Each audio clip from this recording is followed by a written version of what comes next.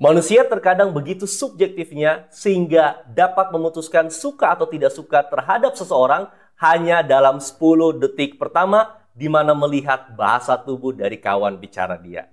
Oleh karena itu, ketika kamu ingin berbicara dan berkomunikasi dengan seseorang, pastikanlah bahasa tubuh yang kamu tampilkan bersahabat dengan orang lain sehingga kawan bicara kamu mau mendengarkan apa yang kamu sampaikan.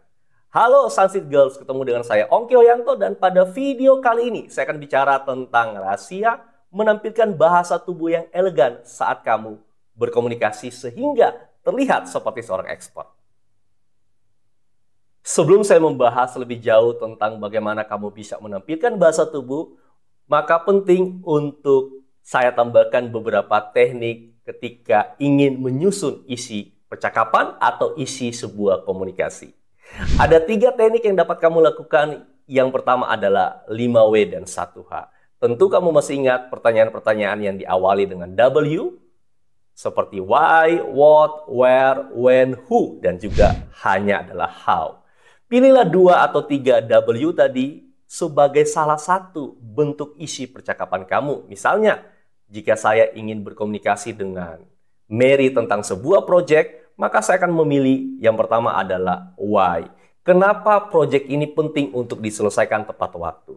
Kenapa proyek ini penting untuk dikerjakan sekarang? Kenapa proyek ini penting untuk digarap secara serius? Lalu yang kedua adalah what, misalnya apa sih sebetulnya proyek ini? Atau bentuk seperti apa proyek ini? Lalu yang ketiga, saya akan pilih how, yaitu apa saja langkah-langkah yang dibutuhkan agar menyelesaikan proyek ini. Inilah contoh gambaran ketika kamu ingin menyusun isi percakapan, isi komunikasi dengan W dan H tadi. Lalu yang kedua adalah teknik segitiga.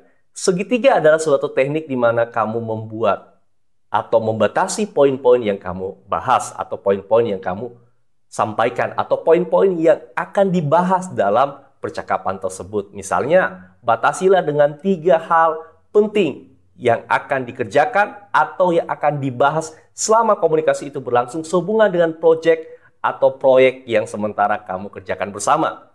Lalu, cara yang terakhir adalah masalah dan solusi, di mana kamu bisa menggunakan teknik ini untuk menggambarkan apa saja masalah-masalah yang terjadi atau apa saja masalah-masalah yang akan ditemui untuk menyelesaikan proyek ini, serta bagaimana solusi yang harus dilakukan agar proyek ini bisa berlangsung dengan baik.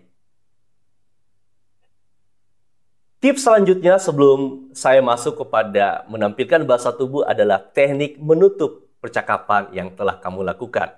Sesudah kamu melatih diri atau menyiapkan isi dari percakapan itu, maka di akhir percakapan yang kamu lakukan dengan komunikan atau dengan kawan bicara kamu, cobalah 3 hal ini sehingga berkesan bagi mereka. Yang pertama, rangkum hasil pembicaraan kamu dengan kawan bicara kamu.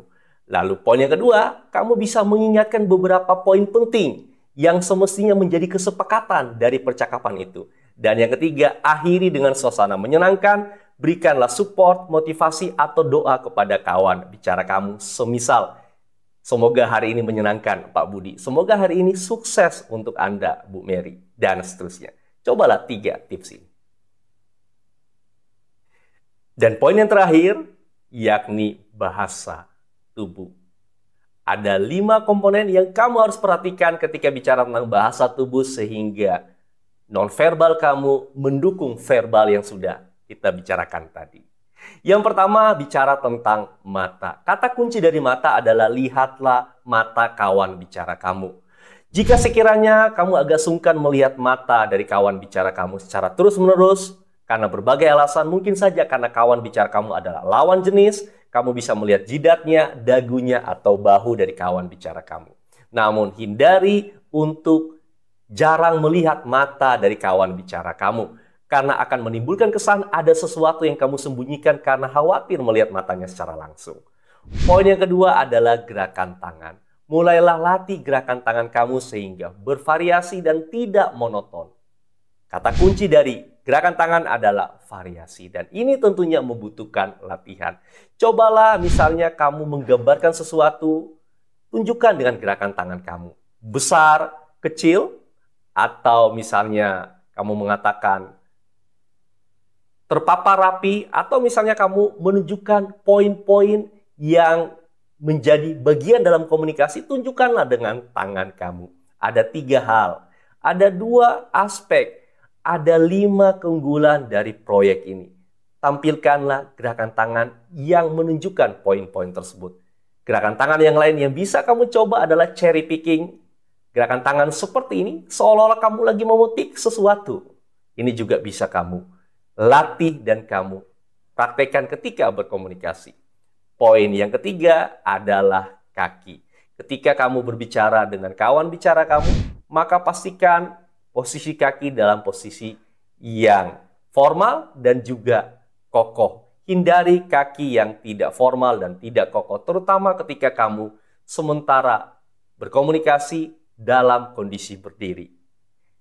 Poin yang keempat, kita bicara tentang voice. Kata kunci dari voice adalah jelas terdengar, jelas dimengerti. Oleh karena itu, hindari beberapa hal ini. Yang pertama, V adalah volume. Pastikan volume suara kamu tidak terlalu besar dan tidak terlalu kecil. Pastikan kawan bicara kamu nyaman mendengarkan volume suara yang kamu keluarkan. Lalu O-nya adalah out of filler. Hindari filler word seperti anu, oke, baiklah. Kata-kata sambung yang tidak dibutuhkan tadi alangkah baiknya mulai dihindari ketika kamu berkomunikasi. Lalu bagaimana caranya kamu menyadari bahwa kamu sering membuat filler word tadi? Yang pertama adalah latihan sehingga kamu terhindar dari hal tersebut. Yang kedua, sadari bahwa kamu menggunakan kata-kata tersebut. Dan tipsnya adalah sejenak diam ketika kamu mulai akan mengeluarkan kata filler word tadi, sehingga terjadi jeda sedikit di antara satu kalimat dengan kalimat yang lain. Contohnya, hari ini Mary, saya sangat senang sekali. Tadi adalah filler word yang sebetulnya dapat kamu hindari dengan cara memberikan jeda. Hari ini saya sangat senang sekali ketemu dengan kamu. Jauh lebih baik dibandingkan dengan contoh yang pertama. Lalu I-nya adalah intonasi. Seperti di video-video yang sebelumnya, saya sudah membahas tentang intonasi yang penting untuk kamu latih. Sehingga kejelasan apakah kalimat tersebut adalah kata tanya atau kalimat perintah jelas ditangkap oleh kawan bicara kamu. C-nya adalah clarity atau kejelasan ucapan. Jika sekiranya ada kata-kata sukar, mulailah kamu latih pengucapannya sehingga dapat kamu ucapkan dengan baik. Dan yang terakhir adalah energi. Pastikan ketika kamu berbicara harus ada antusiasme, seperti yang sudah dibahas di video-video sebelumnya. Dan yang terakhir adalah basic position. Pastikanlah bahwa ketika kamu berbicara, tangannya agak terbuka dan hindari bahasa tubuh yang tertutup. Basic position terkadang mungkin kamu bisa gunakan posisi tangan seperti ini, atau posisi tangan seperti ini, senyaman yang dapat kamu lakukan. Inilah beberapa bahasa tubuh yang sekiranya penting sebagai penunjang verbal yang sudah kita pelajari tadi. Di video kali ini saya sudah sampaikan tentang tips bahasa tubuh yang akan membantu kamu sehingga komunikasi yang kamu lakukan layaknya seorang expert. Dan ingat kembali, di video-video sebelumnya ada beberapa poin penting yang sudah saya sampaikan. Yang pertama adalah teknik mengendalikan rasa takut ketika kamu akan berkomunikasi. Lalu yang kedua, cara melakukan latihan sehingga komunikasi yang kamu bawakan menjadi lancar dan menarik.